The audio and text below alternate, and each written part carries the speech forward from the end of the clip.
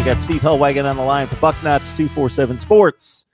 Steve, finishing up a quick lunch here to get set to talk Ohio State football. How you doing, Steve?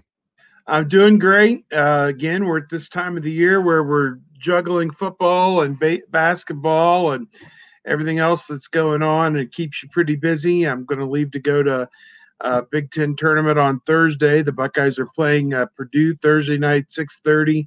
If they win, they get a rematch with Michigan State on Friday night at 6:30. So they've got their work cut out for them, and this could be one of the best Big Ten basketball tournaments we've seen, with so many teams ranked going into it. And yet right now the school is on hiatus right now, with it being spring break. No football practice going on this week, obviously.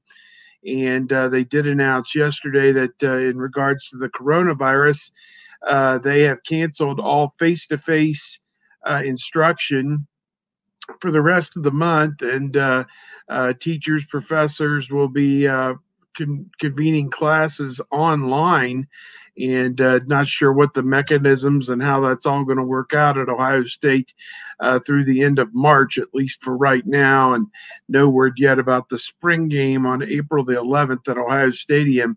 But yeah, these are definitely busy times. What has become a big topic in, I would say, the last 10 years in particular, at least it hitting social media, it hitting the news stream, Steve, has been the pay of assistant coaches and the importance that a head coaching hire, a head coaching extension of their contract has also filtered into what has been promised and guaranteed and then subsequently paid to the assistants, and how important that has been to a head coach wanting to establish and build a program and have that type of leverage to be able to retain or go out and get top-level assistants. And it has become a bit of an arms race in college football that's somewhat under the radar, in addition to the head coaching hires, in addition to the facilities and some of the palaces we see being built across the nation.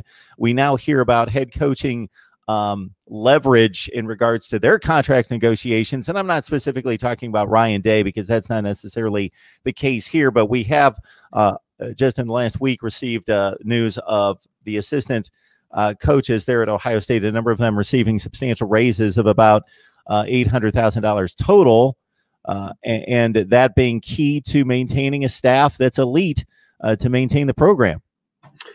Yeah, no question about it. Of course, this began a week or two ago when Ohio State ripped up Ryan Day's contract and basically said that he'll have a job at Ohio State through 2026. And they laid out his pay. He's going to go from, he made about $4.5 million before bonuses in 2019 in his first full year as the head coach. He'll go up to around $5.5 million this year, and that'll be escalated even up higher into the $6 million range over the next couple of seasons. And then from there, they said that they will address it, presumably based on how well they're doing and everything else. But so that was kind of the start of this whole discussion, was putting Ryan Day on par with where he needed to be salary-wise in terms of the Big Ten. I think in turn, what they had was they noticed, obviously, you lose a guy like Jeff Hafley to become a head coach at Boston College. You're able to bring in or bring back Kerry Combs from the NFL ranks to being a coordinator, defensive coordinator at Ohio State. And they wanted to make sure that they were paying their assistants properly. And, we get the email here the other day about how it's all going to go. You look at it, Tony Alford, the running backs coach, he got a raise of $18,000 to go up to $618,000. Matt Barnes got a $100,000 raise, the special teams coordinator. He'll now make $450,000.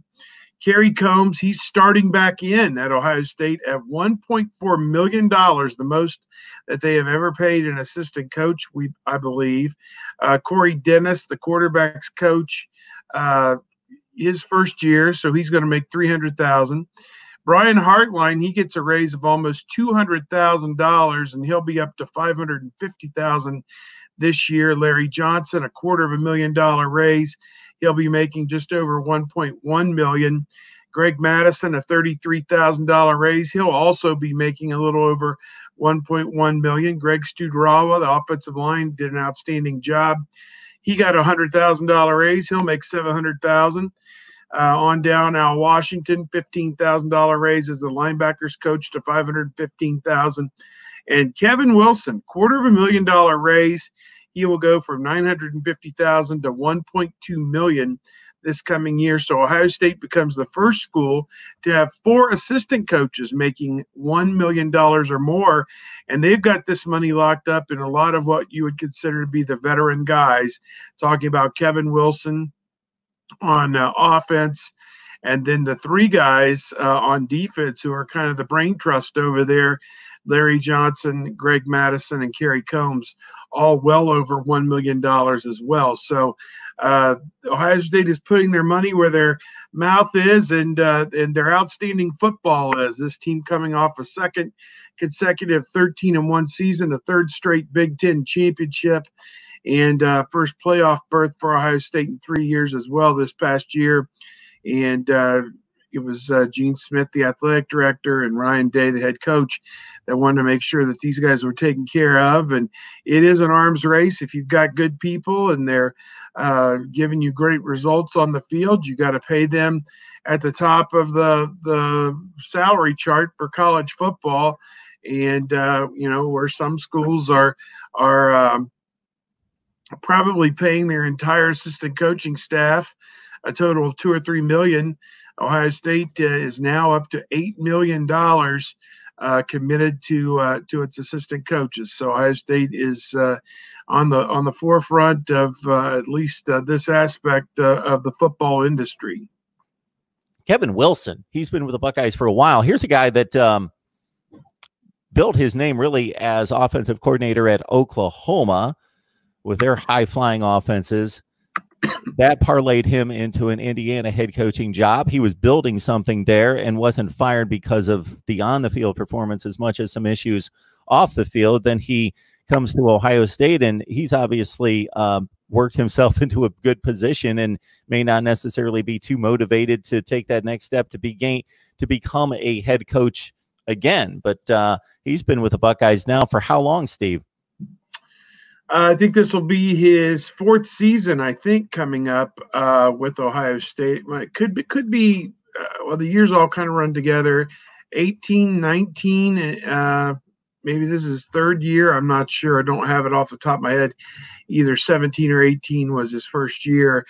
And, again, the offense has put up huge numbers, and I think that Ryan Day very comfortable working with Kevin Wilson. And until Kevin Wilson gets a look for another head coaching position, and his name did come up a couple places this past off season, I don't think he's going to jump off to be a head coach now at a MAC school, given how much money he's now making at Ohio State. But certainly, if the right opportunity came about, you would think maybe he would want to be a head coach again at some point. And I don't think it's unrealistic to see that day coming at some point for him. So, again, I think Ohio State is trying to do the best they can to reward him and keep him in place as long as it can. And I think that, again, very interesting the way that they've allocated their money in terms of these assistant coaches.